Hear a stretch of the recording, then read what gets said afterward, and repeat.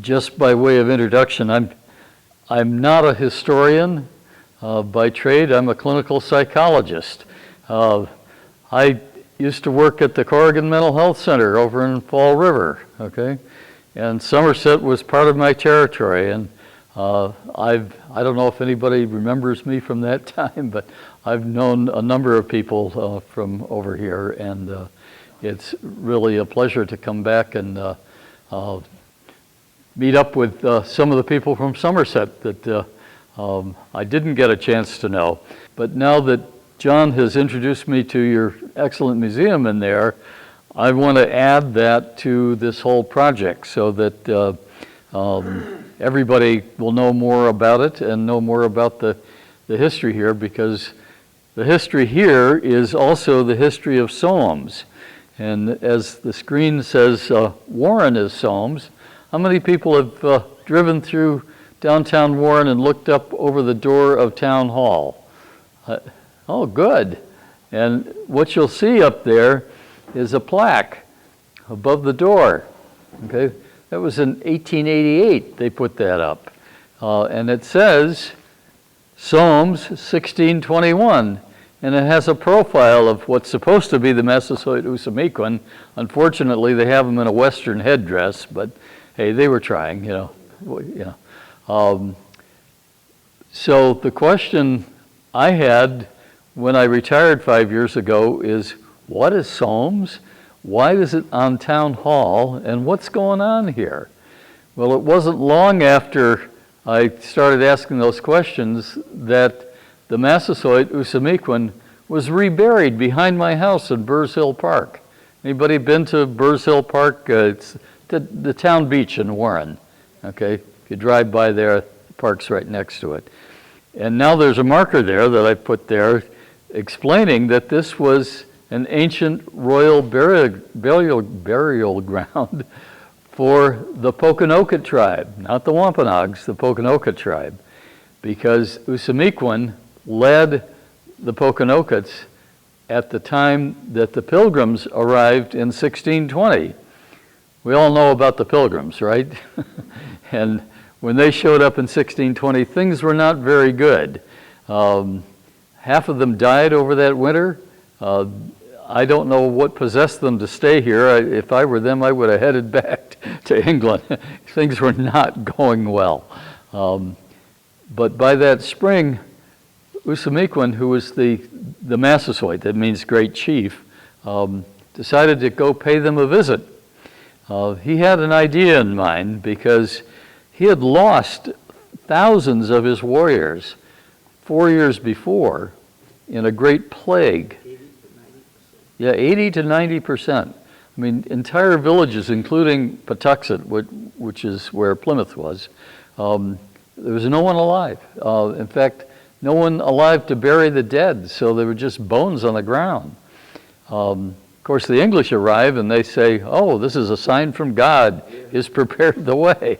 Well, if you were Pokanoket, that wasn't a good sign. And there were problems. If you have the Narragansetts breathing down your neck from the other side of the bay, you want protection, right?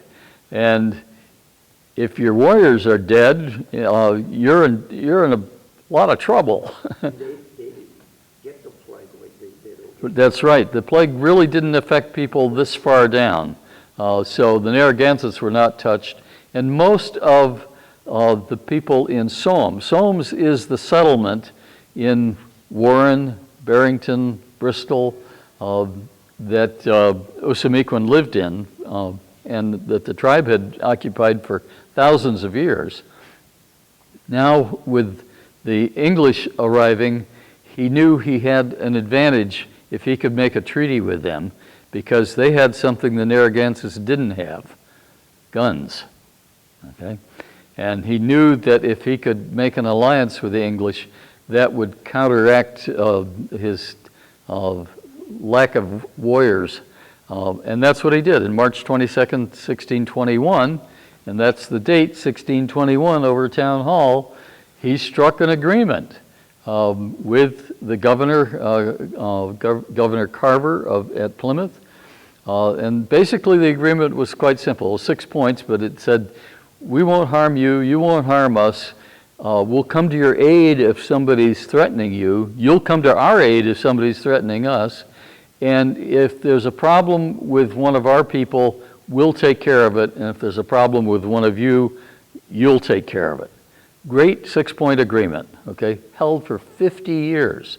It was the first treaty that was struck between a European power, in this case really the King of England, and the indigenous population here. And that could have set the stage for multiple agreements that would have helped any of the colonists coming here. Well, things worked fine for a while until the English decided that they're going to send some more ships over. It's one thing if Plymouth sends one and then the second one 2 years later, but no, England sends 10 ships over in 1630 with 1,000 people on board.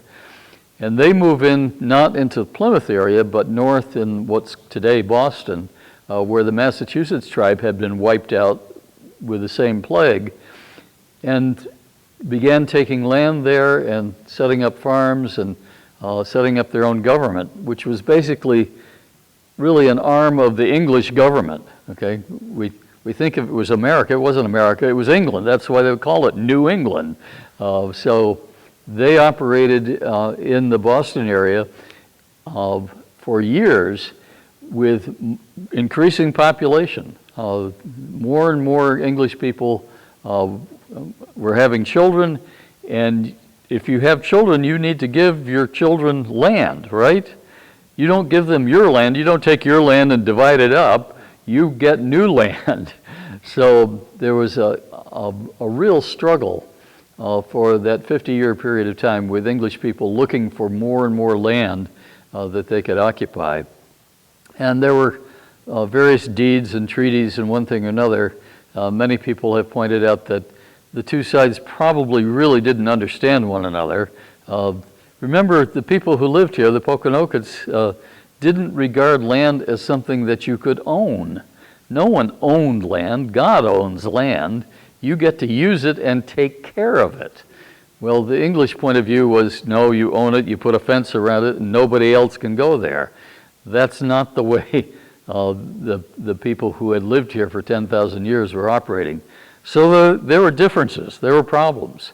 And the English, instead of doing what everybody here had done for 10,000 years, if you want meat, you go out and hunt, okay, or fish. The English brought their own animals. Who ever heard of such a thing? Taking an animal and feeding it and then slaughtering it. What a crazy idea. And then you have to put them in a fenced-in area. Otherwise, what do? They just wander around, and in many cases, that's exactly what they did. They began wandering into the corn, squash, and bean crops that were growing in fields everywhere. I mean, the native people really raised their own food quite successfully. But when the English pigs and cows got loose and started eating them, one cow would destroy a cornfield in a day, okay? They were not happy. So that unhappiness increased until 1675 when a rebellion broke out. Not that at that point the Massasoit had died in 61, and his second son, who we call Philip or Metacom, took over leadership of the tribe. He did not like the English. The English didn't like him. Ed Winslow's son, Josiah, was in charge of Plymouth at that time, and the two of them did not get along at all. So there were a lot of challenges to Philip's authority and a lot of injustice at that time. So when a small rebellion began in Warren, you've driven into Warren on Route 103, right? Child Street, straight in. Well, that was the demarcation line. Everything south of there belonged to the Poconokeets. Everything north of there had been sold in a a deed in 1653 called the Sowams Purchase, so that the English farms were on the north side of Child Street, and all of the native farms and villages were on the south side, all the way down to Mount Hope and Bristol. That demarcation line became the place where the war began. There was a small skirmish on the farm of Job Winslow, and a 12-year-old boy shot at one of the natives who was molesting their animals there and drew blood, and that became the sign of the war should start. And it did, and it started ferociously. And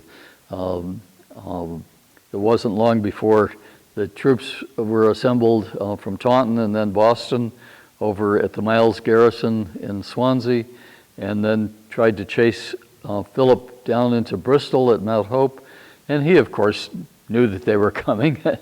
He simply went across over to Portsmouth and Tiverton, and eventually worked his way up, all the way up to Deerfield, and got the help of 3 other tribes, and almost succeeded in driving the English out. That was the whole point, that if they had waited any longer, the English would have taken over and there would be no Pokanoket tribe.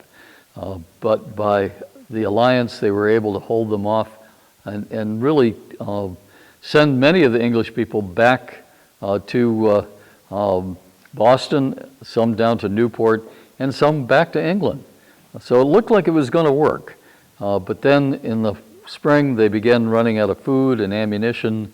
They were supposed to ally with the Mohawks, but they turned against them, and by that summer, things were not going well. They chased Philip back to Mount Hope, where they shot him and beheaded him and quartered him and put his head on a pike and took it up to Plymouth. That ended at least that part of the war. Some of it continued up in Maine for a couple more years. But from that point on, the English had the dominant culture here and really did everything they could to erase the Pokanokets. People were driven out, sent to a reservation in Connecticut. Some went up to Maine. Some were enslaved and sent to Bermuda. And those who survived were not able to speak their language or practice their culture. So for all intents and purposes, the Pokanoket disappeared. Did they? No. They kept their culture alive in families, and even though they had to join in with other tribes, they kept that history alive. And it's only been in the last 20, 25 years or so that the Pokanokets have begun to reemerge and claim their rightful title as the first people of this area. And they're telling their story now, and that's the story we want to tell. That's the short version. Let me go through these slides here and give you a little better idea in terms of what this project is all about. Sir, I have a question. Sure. Where was King Philip buried? He was never buried. He was beheaded and drawn and quartered. What did they do with the body? You know what I mean? Well, they cut his hands off, gave it to people. They took him around and showed him off at bars and one thing or another. Oh, so he doesn't actually. They did not want to bury him. They did not want to give him the respect of a funeral and of a proper burial. Okay. So who knows? I mean, pieces of his body were scattered all over the place. Yeah. All right. Any other questions? No, there were horrible things done throughout that war. So thank you. Yeah, a little better. Can everybody see the screen okay? Okay. Let me see if I can get this moving. Okay, so the area of Sowams, I know you can't see this up close, but you have a brochure that has the same map in it. Basically, Providence down to Bristol, okay? We have not included Somerset in this because in 1620, was there a Somerset? No, 1790, right? But at that time, the territory of Swansea included Somerset. So we can put parentheses, Somerset, underneath there now. And if you look at the entire territory that the Poconokeets had dominion over, the Massasoit Usamiquan was a very astute political leader. He was able to get over 60 tribes and sub-tribes in this area all the way up to the Charles River to follow his leadership. But he had to do that with diplomacy. This was not an election, okay? He had to listen to people and organize them in a way that they felt that he represented their best interests. And he was able to do that throughout his entire life very successfully. We've got pictures here of Abraham Lincoln and George Washington. Well, this is a man of similar stature, okay, in terms of his capacity to bring people together and to lead them. And that's what he did. The area of Sowams is then just the southern portion of the southern area, often mislabeled as Wampanoag.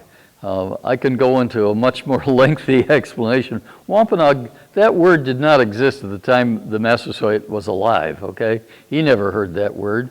That was a term given by the English in 1675 during the war to describe the eastern Indians who warred against the English. Not all of the tribes were against the English. Some of them, particularly on the Cape, were neutral or actually aided, particularly Benjamin Church. So it was a war of native people against native people in many respects. But that term Wampanoag was just a generic term. There was never a Wampanoag tribe. Doesn't exist, okay?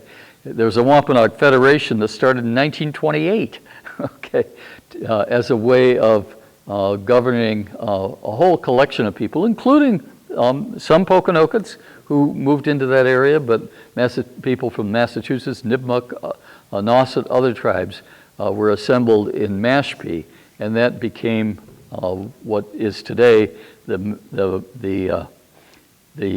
Mashpee Wampanoag tribe. But you shouldn't confuse them with the Poconokeets. The Poconokeets were the ones who were here, okay? So you can find maps from 1678 or so that indicate Poconoket country, King Philip's country, okay? There's a great article. Are you familiar with the Mass Archaeological Society in Middleborough, the Robbins Museum? Okay. Warner Gookin in 1958 wrote a great paper. I think I may have sent it to you, but if not, I will. It's basically saying the Massasoit never heard the term Wampanoag. It's not the right term. And if you read other authors like Jeremy Bangs, even Nat Philbrick, the author of Mayflower, it's not Wampanoag in there, it's Poconoket.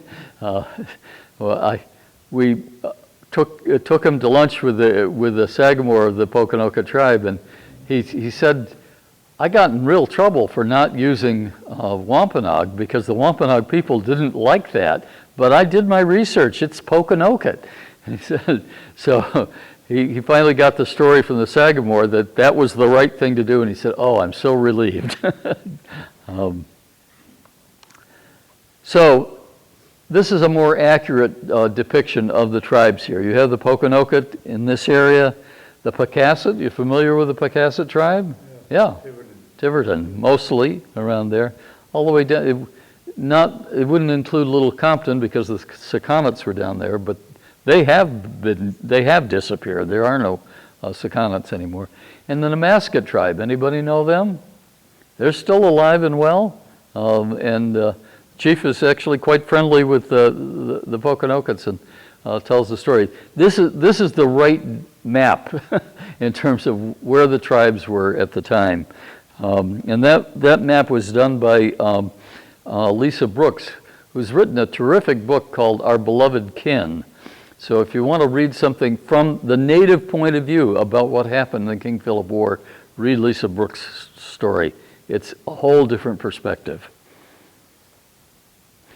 And here's another set of maps, same kind of thing, that the blue area is the Pokanoket, but the Wampanoag insist on putting their map on top of it. They would, you know, the Mashpees will claim everything over to Rhode Island, and then the Narragansetts will claim everything to the Atlantic Ocean. Okay, it just depends on who you talk to. So, people have been here for 10,000 years, okay, no question. Why weren't they here 15,000 years ago? What was here 15,000 years ago? A little ice, a lot of ice, 2 miles thick of ice. The Laurentian glacier that was covering this area. So we know that no human beings were able to be here at that time.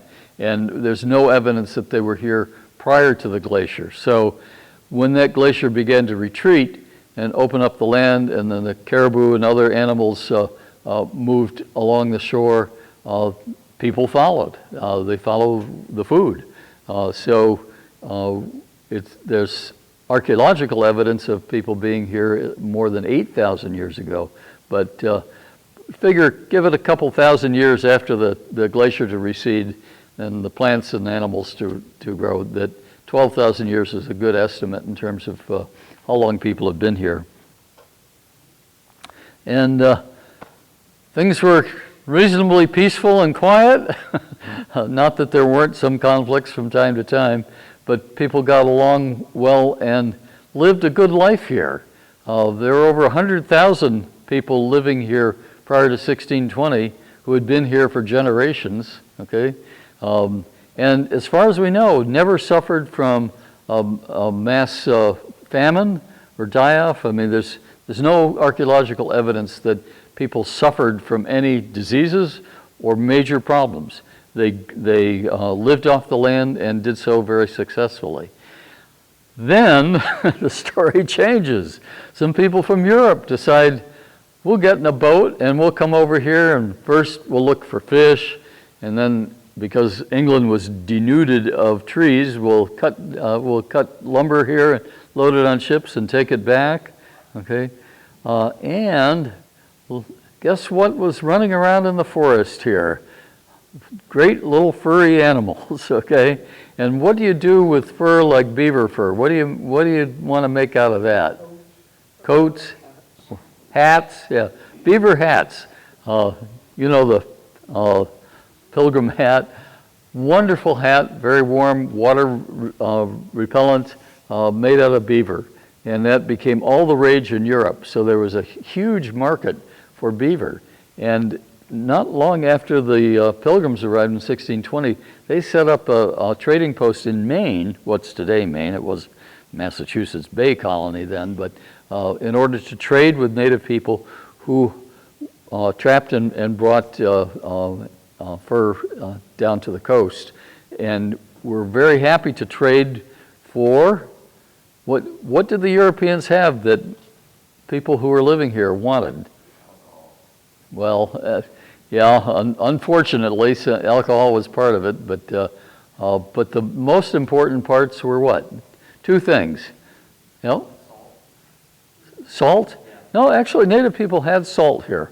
Yeah, they were able to dry pools of water along the coast, and they did okay with salt. So they weren't that interested in salt from the Europeans. But what's something I carry around all the time? What is that? A knife. Made out of what? Stone? Steel, right. Things made out of steel, okay, and iron. That was really what people who were living here preferred. I mean, they did well with stone tools, but you do a lot better with an iron tool. And in addition to furs, which are great to keep you warm, they liked woven cloth. They did not have woven cloth.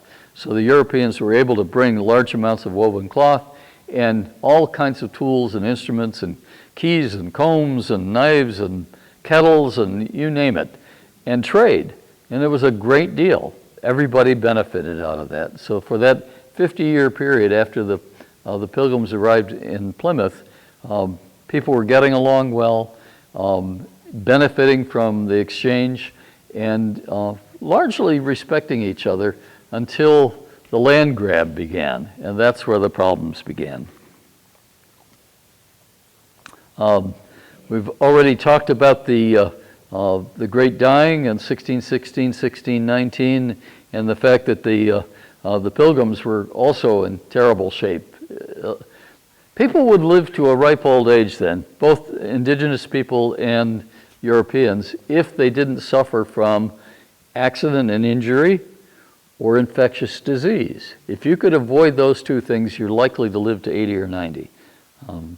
Even though, you hear the birth rate was a lot lower. Well, that's because most people died in childhood or infancy, and that brings the birth rate, or the population age down. Do they know what the illness was?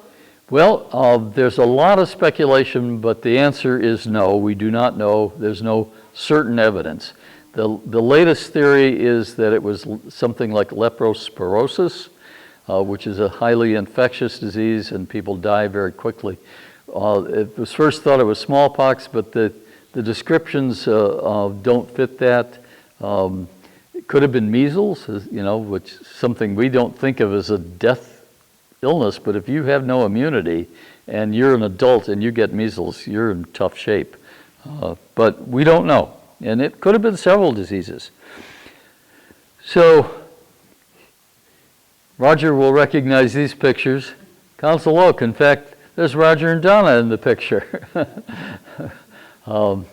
Council Oak, right up the street here, okay, was one of a number of meeting places among the tribes to hold council and figure things out. And we think that the treaty was probably ratified here among the tribes, because remember, Usamequin was able to strike the treaty up in Plymouth, but he had to sell it to everybody. It's like George Washington.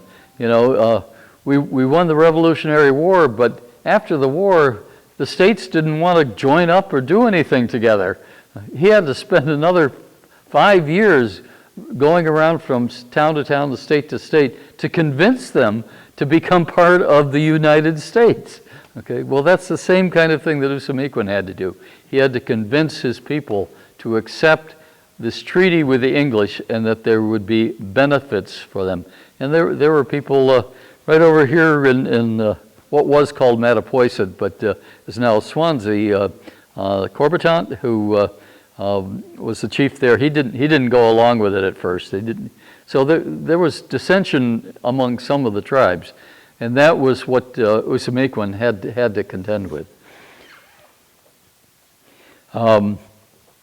After the treaty in March, Ed Winslow. Anybody remember Ed Winslow, the Pilgrim, came over in the Mayflower? Okay, he was kind of like their chief diplomat. All right, their Secretary of State, if you will. So the governor sends Ed and Stephen Hopkins came down to visit Usamequin at his settlement, Sowams. He was very sick, he was dying. The second time he was very sick. The first time he was fine. That was just 3 months after the agreement. And basically, Winslow came down in order to check out this tribe to find out how much of a threat they might be, okay? And discovered that they were very peaceable and very much wanted a good relationship. So he came back to Plymouth with that news. But then they catch word that Usamequin was deathly ill in 1623. So again, this time with John Hampton, they walked the 42 miles from Plymouth down to somewhere. There's an argument as to whether his settlement was in Warren, or the people in Barrington say it was in Barrington, but Warren. In any case, they find him in his Witu, deathly ill, blind, sick, really on death's doorstep. And none of the medicine that they had tried had worked, and they were afraid they were going to lose him. But Winslow takes out some jam, jelly that he had with him, and actually sends for a couple chickens to make some chicken soup. Chicken broth. You're right. But they never got the chickens. He recovers before the chickens came, because it took 2 days to get the chickens. But they kept the chickens. And he raised chickens. He raised chickens after that. He had a male and a female, a rooster and a hen. So Usamequin recovers. He gets his sight back. He sits up. He's feeling better. He could hold food down. And he said to Ed Winslow, Keen Winslow, we will be friends for life. Okay, and he kept his word the entire time. So that really presaged a great relationship and a mutually beneficial relationship between Plymouth and the Bokonokets. It was Mass Bay that really began to screw things up, because they didn't have that agreement, and they were just grabbing land. They did the same to Yeah. the Pequots. Yes, yeah, they went down and practically destroyed the Pequot tribe, tried to, yeah. Yeah, so you had a lot of different attitudes and things going on there. So here's Usamequin is cured. The next big event, 1636. Roger Williams, anybody heard of him? Okay, I hope so. I live in Rhode Island, of course I've heard of him, but many people in Rhode Island don't know a thing about him. Okay, but Roger was an interesting guy. He had his own point of view about the relation between religion and the state, the government, and said that the two shouldn't be the same. Well, when you come over from England, where you have been fighting the king over your right to practice religion the way you want, you think the government should enforce that. So government and religion should be the same. And Roger said, no, that's never good, because you'll have terrible government and you'll have a terrible church if the two are together. They need to be separated. And that was his idea, but it was a radical idea then. And he first came to Plymouth. He got to know Usamequin when he first came to Plymouth in 1631. Roger was a remarkable guy. His father was a cloth merchant in London. And in order to purchase cloth, he would send Roger down to the docks, where the ships would be coming in from India and other parts of the world with cloth that they wanted to purchase. And Roger learned how to speak the different languages of the crew on the ships. So before any sales were announced down at the dock, he was already there talking to them and making the deals, okay? So he got the best prices, and his father, I guess, made out well with that.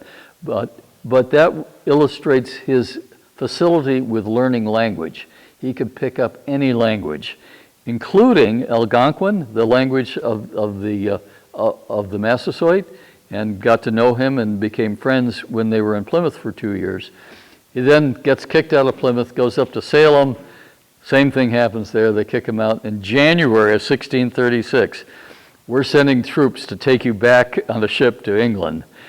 He gets word of that and leaves in the night, okay? Very cold January. Narragansett Bay had frozen over, 3 feet of snow. Walks 60-some miles down to his friend Usamequin in Warren. He's on death's doorstep, probably had triple pneumonia and could very easily have died. But Usamequin took him in, took care of him. One of his wives, named Margaret, cared for him. In fact, I was just over there with a group last Saturday at Margaret's Cave, just over the Swansea line, just north of Warren. If you're interested, let me know. I'll put you on the list for the next time we go over there. It's all on the website. You can watch it anytime you want. But at that cave, he was cared for 14 weeks, recovered. Usamequin says, I've got a great place for you. Sends him up to what today is Omega Pond in East Providence. Starts raising his crops, sends for his wife and kids, and his friends come down from Salem. And Ed Winslow shows up and says, sorry, you're on Plymouth land, you have to leave. Okay? I mean, how are you going to raise crops when it's June and your corn's already up a foot, you know? But poor guy.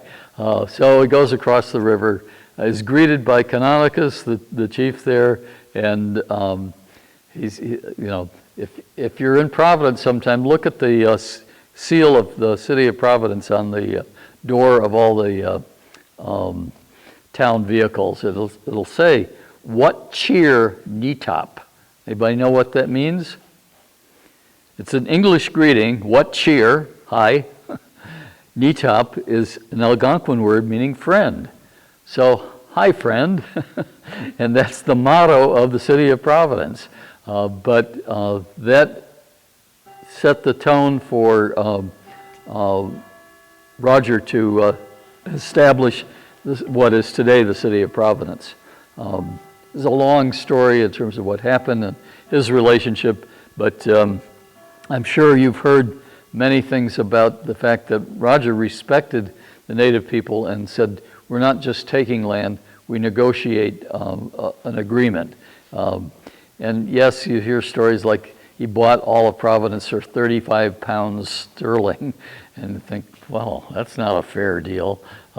That's not a purchase. That's a gesture, okay, that whenever you do something, you exchange gifts when you come to an agreement. That's all it was, sort of a seal of approval that this agreement is there. But Roger continued to respect any native person's access to land and water for fishing and hunting and things of that sort.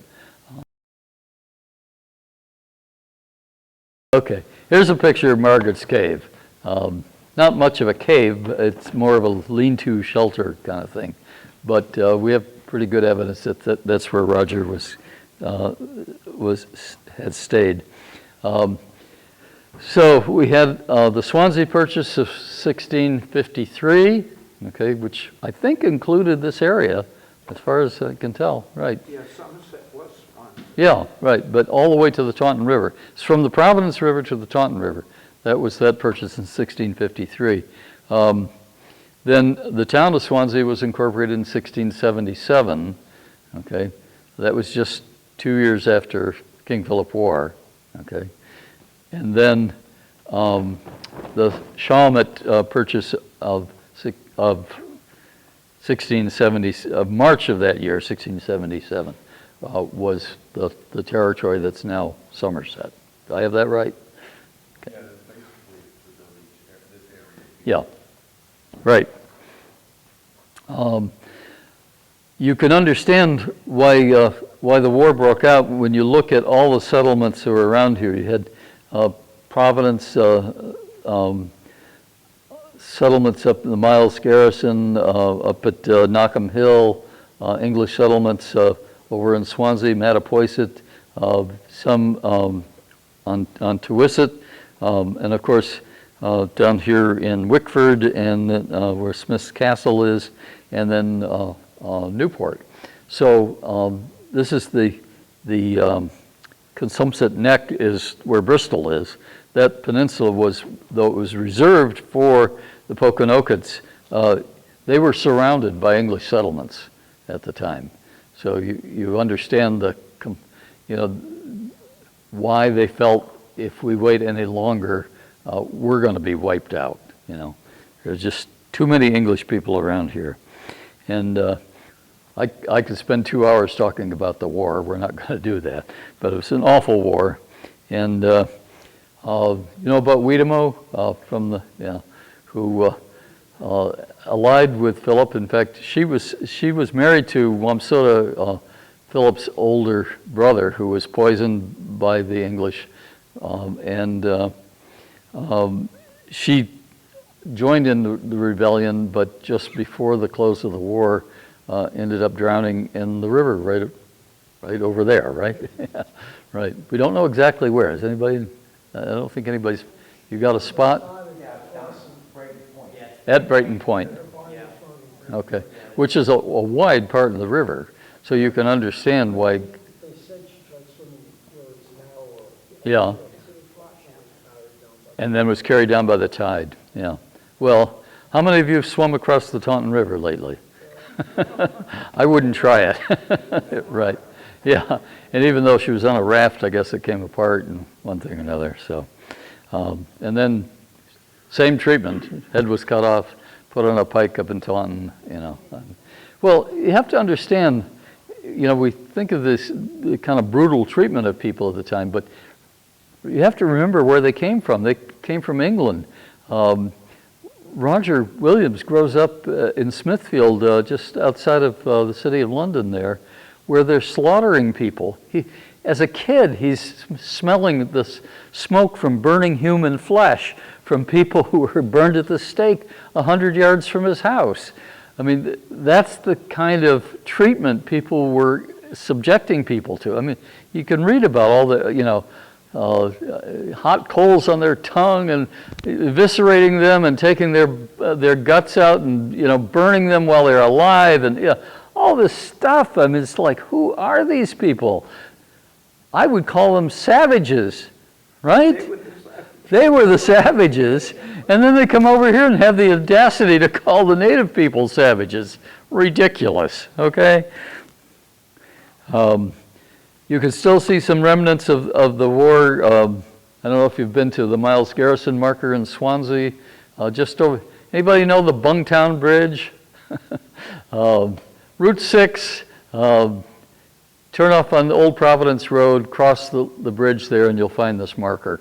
But that's where the English, right at the start of the King Philip War, gathered and where they waited for the troops and then eventually went down there.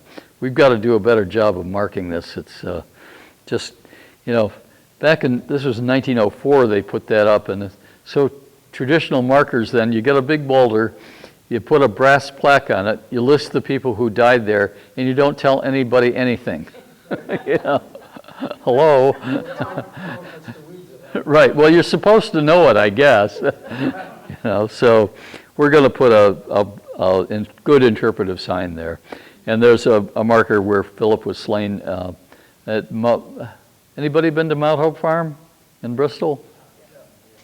You can, if you go to the office there during the week, Monday through Friday, and tell them you want to go to either Medicom's seat, which is around the corner and up, or down to the marker where Philip was slain. They will give you a map and give you permission, written permission from Brown University, who owns the property, so you can be on that property for that day.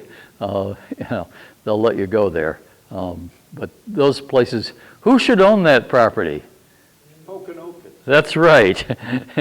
And they're working and have been for many years on trying to get that land given back to them. It was taken from them at the end of the war, not purchased from them, taken, okay? And then eventually Rudolf Heffenreffer gave it, no cost, to Brown University. And now Brown, I think, is pretty much done moving everything off of there. The Heffenreffer Museum is going to be in Providence.